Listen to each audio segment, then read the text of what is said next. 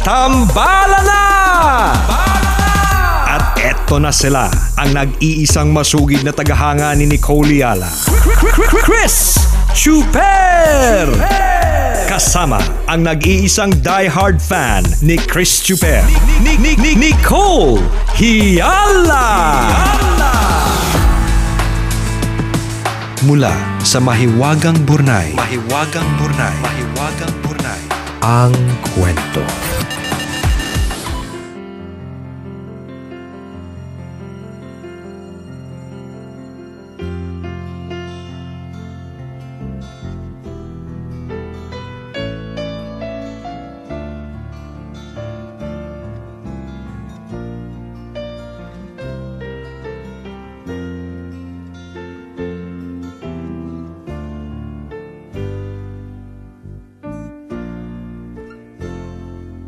Mahirap simulan, ang bilis pakawalan.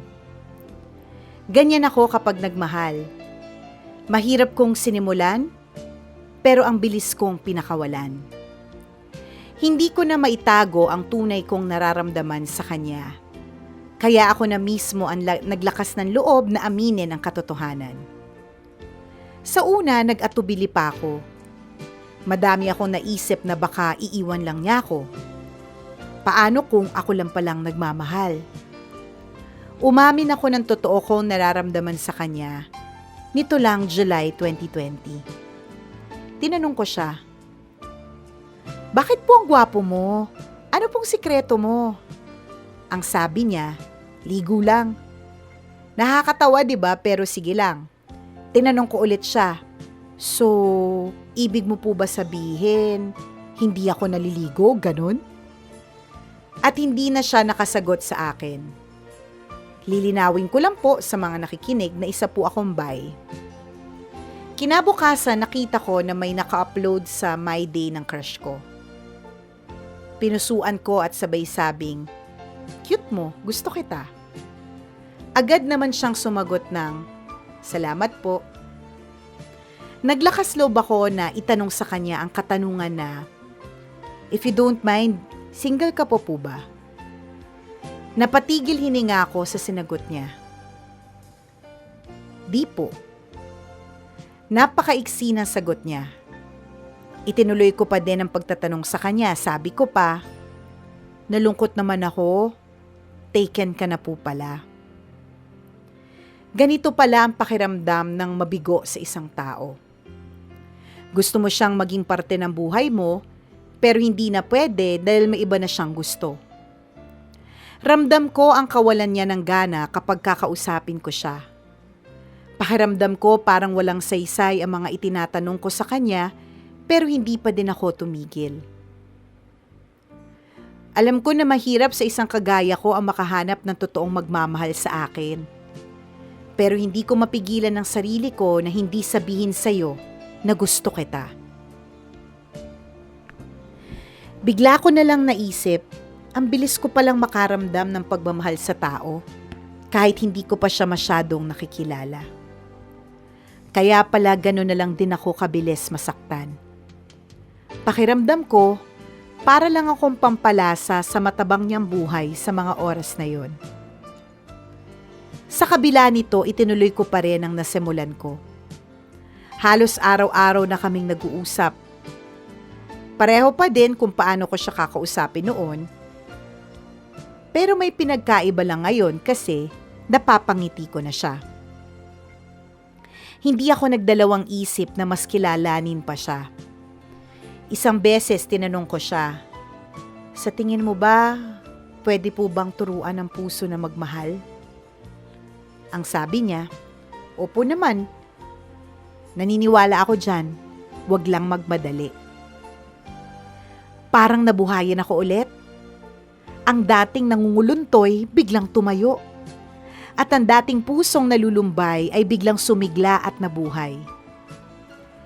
Hindi pa dyan nagtatapos ang aming pag-uusap. Dumating sa punto na nag-fast talk kami. Tinanong ko siya, "Brief or boxer?" Ang sagot niya, "Boxer." Sabi ko, sa bagay, kahit ako boxer din ang isasagot ko kasi parang cool lang sa feeling. Sunod kong itinanong, favorite color mo? Black, ang sabi niya. At ang sabi ko, black? Mahilig ka po sa black, so lights off ka? Oo, ang sabi niya. Sabi ko naman, naku, hindi ako sanay sa mga madidilim. Baka iba ang makapa ko. At napangiti na lang siya sa sinabi ko. Dumaan pa ang mga araw at tuloy-tuloy ang aming kwentuhan at asaran. Pero minsan nawawala na ako ng pag-asa at tiwala sa sarili ko na balang araw ay mamahalin din niya ako. Natutunan ko magpuyat at magising na maaga para batiin siya na magandang umaga, coffee ka po muna at mag-breakfast, magpapagutom, papasok na ako, mga ganon. May tinanong ako sa kanya. Be honest sa feelings, please. Kaya mo ba akong mahalin? Oo at hindi lang ang sagot. Hindi niya ako sinagot. Mahirap tanggapin ang katotohanan, pero kailangan kong gawin. Nag-expect ako ng sobra kaya sobra din ako nasaktan. Ayokong isipin ng iba na kasalanan ko dahil hinayaan ko ang loob ko na mahulog sa kanya.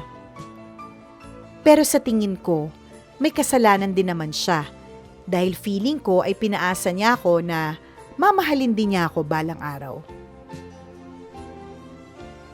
Kinakaya niya na hindi ako kausapin sa isang buong araw. Wala akong ibang nagawa kundi ang palayain na lang siya. Kesa naman, masaktan pa ako ng sobra. Ang dating masaya kong buhay ay naging manalungkot. Ang dating nakatayo ay muling nalumbay. Sinabi ko sa sarili ko na maging kontento ako sa kung ano ang ibibigay ng Diyos sa akin.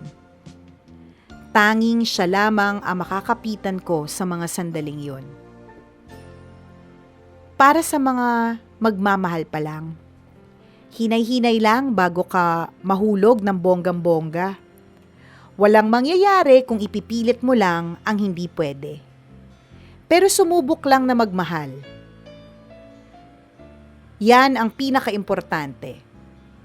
Ang pagmamahal ay kusang ibinibigay at hindi hinihingi.